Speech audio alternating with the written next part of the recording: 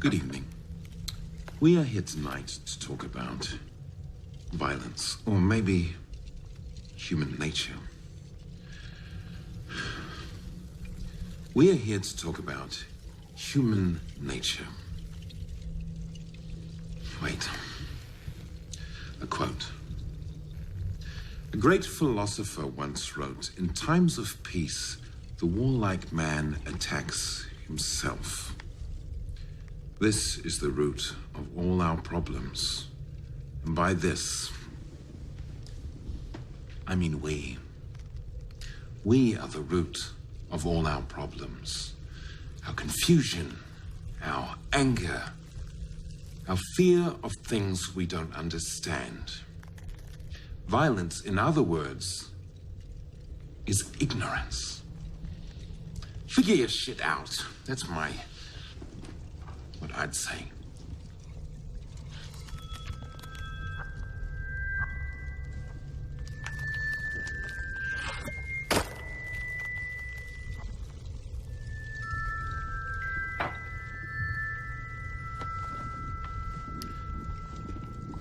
There are two kinds of stories we tell our children. The first kind. Once upon a time, there was a fuzzy little rabbit named Frizzitop who went on a quantum fun adventure only to face a big setback, which he overcame through perseverance and by being adorable. This kind of story teaches empathy. Put yourself in Frizzitop's shoes, in other words. The other kind. Oliver Anthony Bird, if you get too close to that ocean, you'll be sucked into the sea and drowned. This kind of story teaches them fear. And for the rest of their lives, these two stories compete. Empathy and fear. And so I bring you tonight's play. A work in 5 acts about a fuzzy little bunny who got too close to the ocean.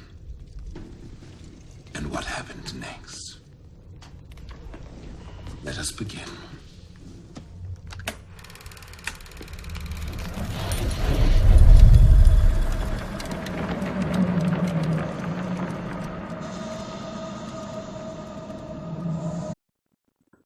Don't worry. He can't get you in here. See? The monster. He makes you forget. Clever. What are you... You have an unquiet mind. And so you war with yourself, like a dog trying to chew off its own tail. Like I said, I've seen it before. I was schizophrenic, I thought. But Melanie said it was because of my powers. Melanie. I knew a Melanie well. You know what? I gotta get out of here. Back to the... They need me. Amy needs me. So... Amy, your girlfriend? No, your sister. How do you... I wouldn't go out there. It's waiting. The monster. You brought it in here. And now it's hunting you. There is no monster. It's just me. I know that. It's just me. It's my psychology. Monster as metaphor. I like it, but wrong. It's part of you, that's true. But not like a symptom. Not like a parasite.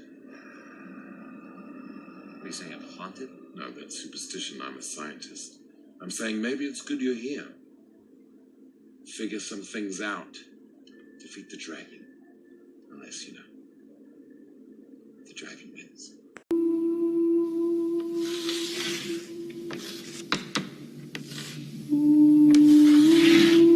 So, okay. I had a dad. And a mom, I guess. And if Lenny knew him, then he was probably a mutant like me. Psychic, I'm guessing. And this thing, the monster, was his enemy. And they must have fought. Did they fight with their fists? No. they fought here, in the astral plane, with their minds. And my father, God, this is so weird. I don't even know how to picture him. Screw it, okay. My father, he must have won. And the monster or whatever, somehow his mind or his soul or his being, whatever, it didn't die. But its mind floated off. And Dad goes home. Sweetheart, it's over. I won. Give me some sugar. Is that supposed to be a British accent? And there's me. I'm born. And they somehow decided to give me away, right? I mean, did they know? Or maybe it wasn't. Maybe it wasn't about the monster. Maybe they just didn't want me. Oh, boo-hoo. Come on, focus. Right. You're right. I am pretty. I am loved. Good. Keep going. Let's say, for now, that Dad was worried it wasn't safe for me. So instead, to keep me safe, I went to live with my other mom and dad, my adopted, in secret. Somehow, the monster was watching and it found me. And like a haunted house, it possessed me. Why? Revenge. Isn't that what it said? Good. Keep going. It possessed me. And that made me sick. My powers didn't help hearing voices and seeing, but this thing made it worse. And it poisoned me my whole life. Made me crazy. And it fed on me. To what end?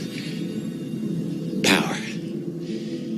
It was weak, but I made it stronger.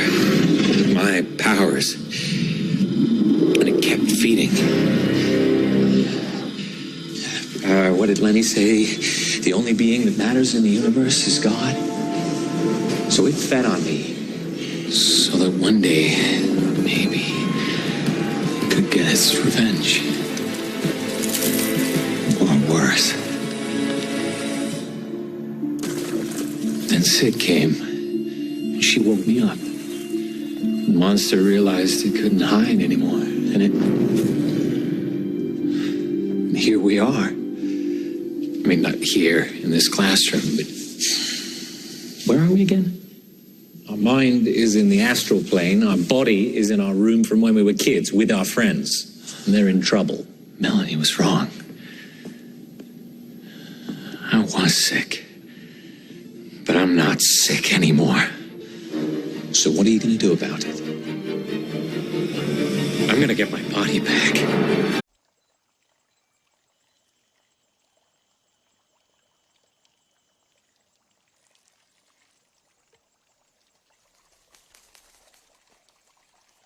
And now we must speak of Zhuangzhu, who fell asleep one day and dreamed he was a butterfly. For hours he fluttered in the warm winter sun, until he no longer remembered he was Zhuangzhu. Suddenly he awoke, and he was Zhuangzhu again.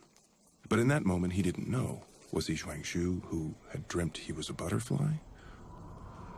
Or a butterfly who was dreaming he was Zhuangzhu? A delusion starts, like any other idea, as an egg, identical on the outside, perfectly formed. From the shell, you'd never know anything was wrong. It's what's inside that matters.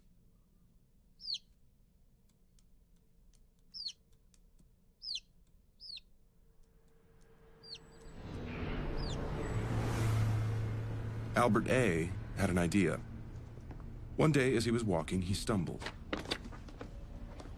And for a moment, it seemed that his right leg didn't belong to him.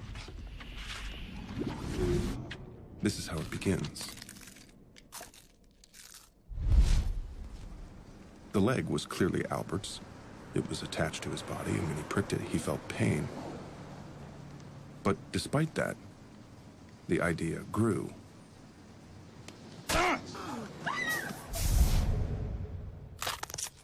Such is the power of an idea. With every day that passed, Albert became more and more certain that this was not his leg.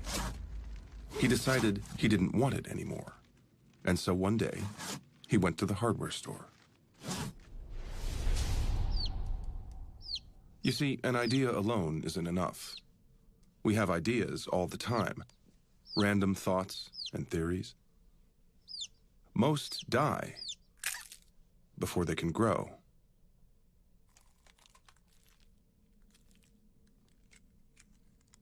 For a delusion to thrive, other more rational ideas must be rejected, destroyed.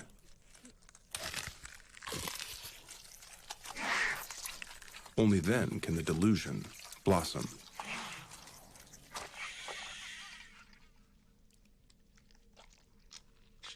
Into full-blown psychosis.